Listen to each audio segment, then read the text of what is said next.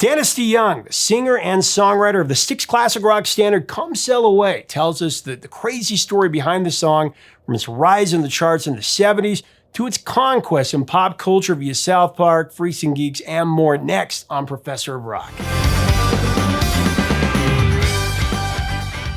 Hey music junkies, Professor of Rock, always here to celebrate the greatest artists and the greatest songs of all time. First of all, make sure to subscribe below. We would love to have you a part of our community. We're dedicated to celebrating the great timeless music of the rock and roll era through interviews, videos, stories.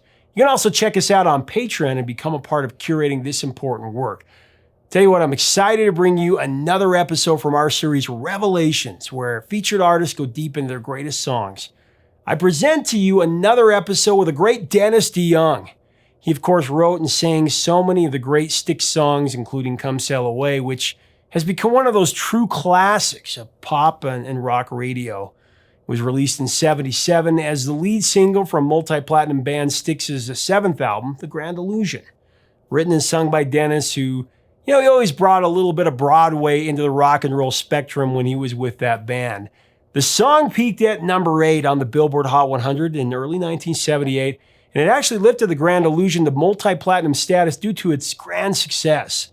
Come Sail Away, tell you, it's had an impact on every single generation since its release as a mainstay in popular culture, and like I said, radio play. I would argue that it's STYX's signature song. Here Dennis tells us the story behind composing it and its impact since. As we go into the interview, I want to thank our sponsor, Zenni Eyewear, the glasses that I'll wear forever. Let's be honest. I love these glasses because every pair I own, they have blue light protection in the lenses. So no matter if you wear prescription glasses or not, protecting your eyesight from the damaging digital blue light is vital, and Zenni blocks lenses do exactly that at a fraction of the cost of the competition. Click on the link below to go get your Zennis, zenni.com. Here's Dennis. Let's talk about Come Sail Away. Speaking of another one that's used in Freaks and Geeks, I mean, this song just grips your soul and it doesn't let go. It's one of your rock musicals. That's what I always loved about you as an artist. It's something I loved about you and Billy Joel. You guys brought a little Broadway into the rock and roll.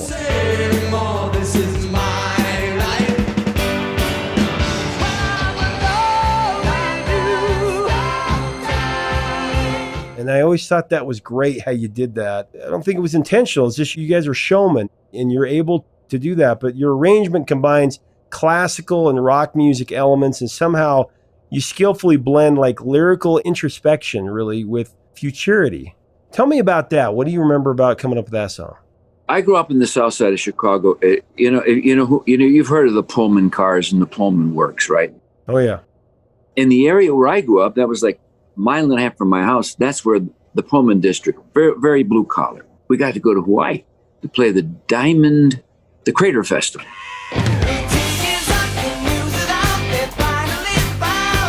When you go to Hawaii the first time, from a guy like from Chicago, south side, you just look and you go, this is a place? We came home, and it was the year of one of the very worst winters in Chicago, and the snow was piled up. And my house was piled up to the window. You couldn't even see out of the window. I wrote this song because I was putting together the idea of sailing in the beauty of Hawaii.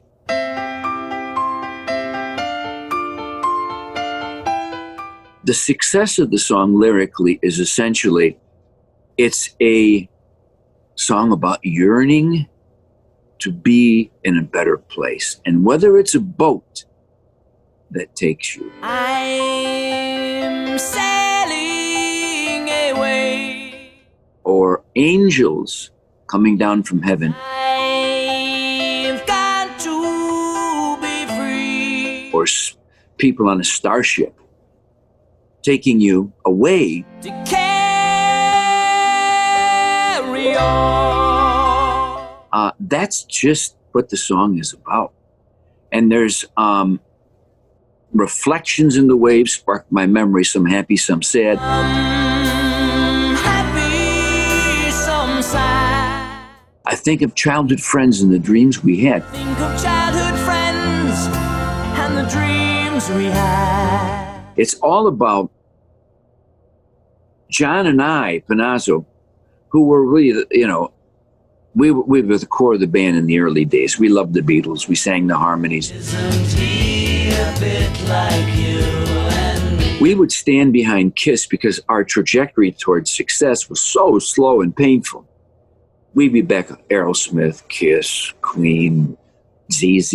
I mean, name them. We're the opener. They're the stars. We lived happily forever.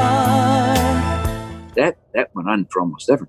We used to sit behind the stage. We talk. He says, John would say, "Den, do you ever think we're gonna be the brides, or were we always the bridesmaids?" And that line, which was written before we did become the brides, was about John and I. And we lived happily forever, so the story goes. But somehow we missed out. But somehow we missed out. On the pot of gold, but we'll try the best we can to carry on. To carry on. And it's all about what life is handing you. It's up to you. It's incumbent upon you, because to do something about it, if you want to change, you want to be someplace, be somebody better, you got to do it. And that's really what the song "Come Sail Away" is about. And people, the cool thing is, it has transcended generations in its meaning to young people. Now, I know young people today are not as interested in rock music as they are in pop and rap and whatever else. Hip hop, yeah. But for 40 some odd years, "Come Sail Away" is found a really nice place in people's hearts. Come sail away, come sail away, come sail away. Well, the song for me was always a pick-me-up. It was kind of like that and "Don't Stop Believing."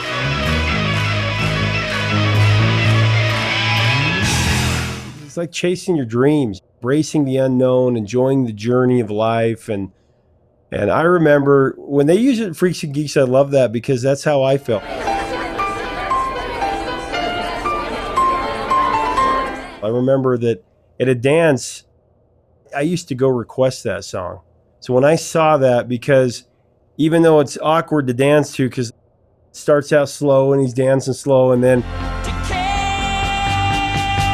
carry on. it just kind of gives you a motivation, though, to go talk to that girl. And I always read that that's why Judd Apatow wanted to use it, because he wanted that to be that motivation of the kid asking the girl to dance. And he just he remembered what it was like to be a kid. Because it was so weird when I saw that, because I was like, oh my gosh, I used to go request this song.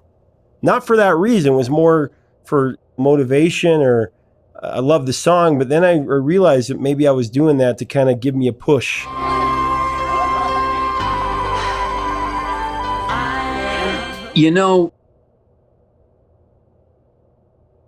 I've oftentimes said, guys, if you're going to ask a girl to slow dance, don't pick a stick song, because it's going to trick you at some point. Yeah. You're just about ready to, get a little closeness, and boom, you got to do the frug and the boogaloo.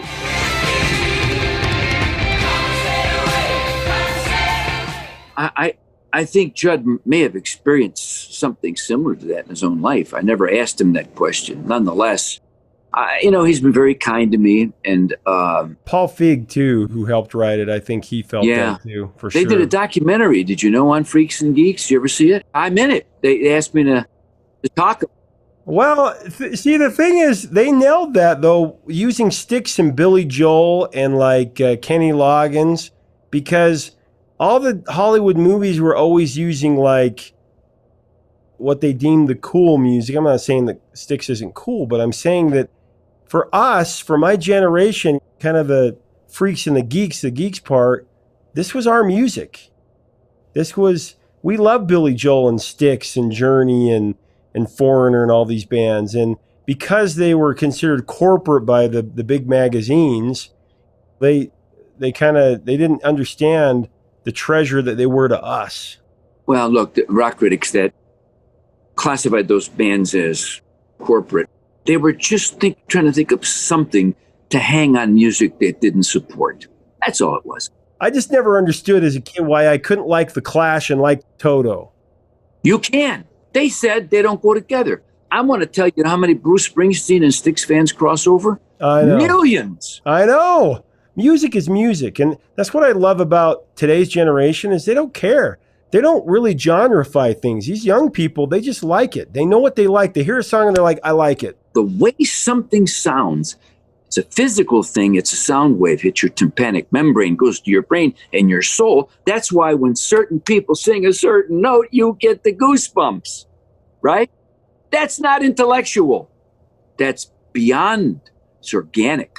It's something that connects the universe to the human condition somehow through chords and notes and melody. So that's why I've always said that music is subjective. When somebody says, well, this band's better than this band, if that sounds good to you and feels good to you, I can't argue with that. I'm not going to try to. Who are we to tell other people what to like? Right. How arrogant can you get? People like what they like for lots of reasons. If you write a song like Come Sail Away, for example, getting back to that, and 40 years later, it still touches people's lives, and it is a checkpoint in the chapter of their history, their personal history, that's the meaning of a great song. If millions of people in every generation, it means something, that can't be argued with. That is where the rubber hits the road. You know how I define what you just said? How's that? That was good. That's it. Yeah. It has to be defined in highfalutin terms, right? We don't have to write about the, boom, boom, boom, boom, boom, boom. Save it. Do you like it? Does it make you feel good? Plenty for me. One of the lyrics I wanted to ask you about is a gathering of angels appeared above my head. Gathering of angels appeared above my. Were you inspired by the verses of Ezekiel chapter 1 from the Bible there? Because I always wondered that. If Ezekiel came to my front door at this moment, right? He said, he could tell me he was from Domino's delivering a pizza. I was raised a Catholic. The only one ever talked about the Bible were the priests. That was in Latin. Does that answer your question? I don't quote scripture. And I got to tell you, the idea of a gathering of angels is just like Lady. I got no clue how I thought that up.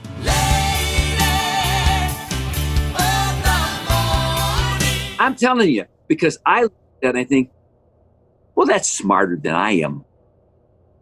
I couldn't have come up with that. When I tell you, I don't know how that happened or where I got that idea. And I think, man, Dennis, that was good. How did you think that up? And so I talked to Dennis, and he tells me he doesn't know. It worked. Well, number 8 on the Billboard Hot 100, number 9 in Canada. It's still one of the most played tracks, classic rock radio, heavily used in pop culture. Atlantis, Lost Empire, Treasure Planet, The Wild, Moana, Big Daddy. It was not, like 30 times. It's a lot. Here's how it all started. South Park. 1995. I get a request to use Come Sail Away in a TV show, a cartoon called South Park. I don't know the show. But between 1984 and 1995, nobody, not you, none of your friends, called me up and said, we'd like to use one of your songs in a TV show, movie, commercial. Nobody called. Anyway, hello? Yeah, Dennis, there's these people, they want to use your Come Sail Away and blah, blah, blah. I said, who? South Park. Okay. Yeah. So I watch it, right? I think, wow. I said, these guys they're funny. But Adam Sandler's a huge fan. Yeah. I'll tell you that story in a second. So they want to use it, and then I seen the Barbara Streisand one, the South Park guys. So I said, how do they want to use it? They said, we'll have them call you. So Matt Stone calls me, and I said, are you going to do a Streisand on STYX? Is that what you're doing? He said, no. He said, when I was in 8th grade, I had a little radio show called the Paradise Theater. And he was a STYX fan. And all it was Cartman heard the thing, and he could not, obviously. He had to sing it to the end because it was so catchy to him. Come Sail Away by Styx. If I hear the first part of that song, I have to finish it. Really? Now, some people took it as it was a shot, but it wasn't a shot. So I said, okay, go. Have fun, you boys. That was the smartest decision I ever made in the music business in my life. At that moment in time, the hippest of the hip, Trey Parker, Matt Stone said, this is okay with us. After that, the floodgates opened. My phone has not stopped ringing since 1995 with people wanting to use my music in movies, commercials, TV. And South Park really opened that door. It was closely followed by Adam Sandler. Well, Community, Amy Mann doing it on Community. Come sail away, come sail away, come sail away with me. And the Goldbergs. I mean, you knew the Goldbergs were going to use it. Glee. To carry on. I communicated with Mr. Goldberg by email when he asked me about told me this story. In junior high school, him and his buddies got all dressed up, made their own Roboto costumes. You're wondering who I am. Secret, secret, I got a secret. And got into a talent show. I think to myself, well, I don't think I'd counted on that. Well, what's the legacy for you on Come Sail Away all these years later? Because you wrote it when you were down in the dumps and you just wrote this incredible song. Well, wish I had 10 more. That's how I look at it. I did it. And when you do something that consequential to your life, like Lady, I worked really hard not to repeat it, you know, and Come Sail Away to try. Okay, I got to force myself not to be playing the same song over and over again. Well, when you said I'd do 10 more, you kind of did do 10 more. I mean, you've had so many hits. Like, you know, you probably knew this, but you and Steven Tyler are the only rock musicians or writers that had a top 10 hit in the 70s, 80s, and 90s. Fronting a band, you're the only two that did that. That's pretty incredible. Because there are a lot of huge bands that came out in the 70s and 80s. Do you think Steven Tyler has some room in one of his houses as a shrine to Run DMC? I'm just curious.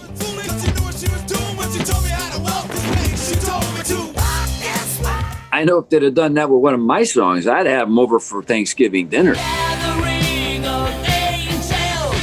Yeah, no kidding. For me, its legacy is yours.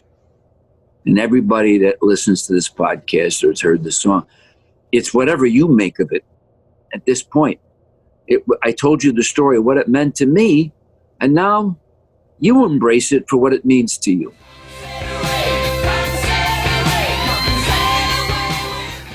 Leave us a comment about this classic rock ditty. What are your memories of it and this band? To hear this song, click on our playlist below to get Dennis's new album. Dennis DeYoung has a great new album out.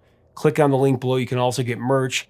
If you like our content, we do invite you to click on the subscribe button to get more content, support our mission, become a patron at the link below on Patreon. Help us keep the music alive. Until next time, 3 chords and the truth, my friends.